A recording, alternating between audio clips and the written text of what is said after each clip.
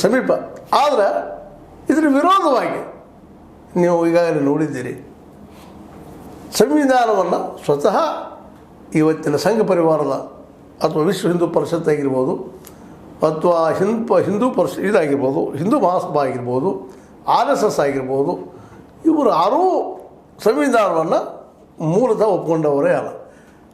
ಈಗಾದರೂ ಸಹ ನೀವು ನೋಡಿದ್ದೀರಿ, ಹಿಂದಿನ ಈ 10 ವರ್ಷಗಳ ಆಡಳಿತದಲ್ಲಿ ಸಾಕಷ್ಟು ಸಲ ಸಂವಿಧಾನ ಬದಲು ಮಾಡೋದದ. ಅದೇ ಕಾಲಕ್ಕೆ ಅನೇಕ ಅಲ್ಲಿಯ ಈ ಎಲ್ಲ ಸಂಘ ಪರಿವಾರಿಯ ಲೀಡರ್ಗಳು ಮಾತಾಡಿದ್ದದ. ಅದಕ್ಕೆ ಚಾರ್ ಸೋ ಪಾರ್ ಅಂತ ಕೇಳಿದ್ದು ಅದ, ಇದನ್ನು ಬದಲಾಯಿಸೋಣಪ್ಪ ಅನ್ನುವಂಥದ್ದು ದೃಷ್ಟಿಕೋನದಿಂದ. ಆದರೆ ಭಾರತೀಯರ ಜಾಗೃತ ಮನಸ್ಸಿನಿಂದಾಗೆ ಅದಾಗಲಿಲ್ಲ, ಉಳಿತು. ಯಾಕಪ್ಪ ಅಂತಂದ್ರೆ ಹಿಂದೂ ಎಲ್ಲ ಒಂದು ಅನ್ನುವಂಥದ್ದು ಜಾತಿಯನ್ನು ಪ್ರಾಕ್ಟೀಸ್ ಮಾಡುವಂಥದ್ದು. ಇದು ನಾವು ನೋಡ್ತಾ ಇದ್ದೀವಿ ಇವತ್ತು. ಯಾರು ಹೆಚ್ಚು ಮಾಡ್ತಾರೆ, ಯಾರು ಕಡಿಮೆ ಮಾಡ್ತಾರೆ ಅನ್ನೋಕ್ಕಿಂತಲೂ ಇವತ್ತು ಮತ್ತು ಮನುಸ್ಮೃತಿಯನ್ನು ವೀರ ಸಾವರ್ಕರ್ ಒಪ್ಕೊಂಡಂಥದ್ದು, ಸಂವಿಧಾನ ಪೂರ್ತಿಯಾಗಿ ವಿರೋಧ ಮಾಡಿದವರು. ವೀರ ಸಾವರ್ಕರ ಬೆಂಬಲಿಗರು ನಮ್ಮ ಮೋದಿಯವರು, ಶಾರವರು, ಜೊತೆಗೆ ಇನ್ನುಳಿದ RSSದ ಒಂದು ಚೌಕಟ್ಟಲ್ಲಿ ಬೆಳೆದು ಬಂದವರು ಪ್ರಚಾರಕರು. ಇವರು ಹೆಚ್ಚು ನಂಬಲಾರರು. ಹೌದು, ಕಾಂಗ್ರೆಸ್ನ ತಪ್ಪಾಗಿರ್ಬೋದು, ಇಲ್ಲಂತಲ್ಲ, ಆಗಿದ್ದಾವ. ಅವ್ರಿಗೆ ಮಿನಿಸ್ಟರ್ ಮಾಡಿದ್ದೀನಿ ಸುಳ್ಳಲ್ಲ, ಕಾನೂನು ಮಿನಿಸ್ಟರ್ ಮಾಡಿ ಸಂವಿಧಾನ ಬರಲಿಕ್ಕೆ ಅವಕಾಶ ಮಾಡಿಕೊಟ್ಟಿದ್ದೀನಿ ಸುಳ್ಳಲ್ಲ, ಅದು ಕಾಂಗ್ರೆಸ್ಸಿನ. ಒಂದು ವೇಳೆ ಕಾಂಗ್ರೆಸ್ ಆ ಸಾಹಸ ಮಾಡೋದು ಹೋಗಿದ್ರೆ ಇವತ್ತು ಈ ಸಂವಿಧಾನ ಇರ್ತಿರಲಿಲ್ಲ. ಈ ಸಂವಿಧಾನ ಇಲ್ಲದೆ ಹೋಗಿದ್ರೆ ಇವತ್ತು OBC ಆಗಲಿ, SC ಆಗಲಿ, ST ಆಗಲಿ, ಈಗೇನು ನಾವು ಜಾತಿ ಆಧಾರದ ಮೇಲೆ ಮಾಡಿದ್ವಿ ಅದು ತಪ್ಪೋ ಸರಿ ನಂತರ ಚರ್ಚೆ.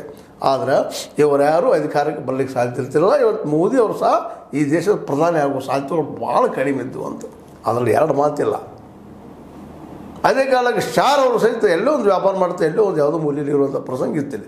ಯಾಕಂದ್ರೆ ಇಲ್ಲೇ ಮನುಸ್ಮೃತಿ ಏನು ಹೇಳ್ತದಪ್ಪ ಅಂದ್ರೆ ಕೇವಲ ಬ್ರಾಹ್ಮಣ್ಯ, ಬ್ರಾಹ್ಮಣರು ಮಾತ್ರ ಆಡುವಂಥ ಮಾತನ್ನು ಹೇಳ್ತಾ ಹೋಗಿದ್ರೆ, ಬ್ರಾಹ್ಮಣ ತಲೆ, ಕ್ಷತ್ರಿಯ ಭುಜ, ವೈಶ್ಯ ಹೊಟ್ಟೆ, ಶೂದ್ರ ಪಾದ, ಅದ್ರ ಕೆಳಗಿದ್ದೆಲ್ಲ ಅಸ್ಪೃಶ್ಯರು.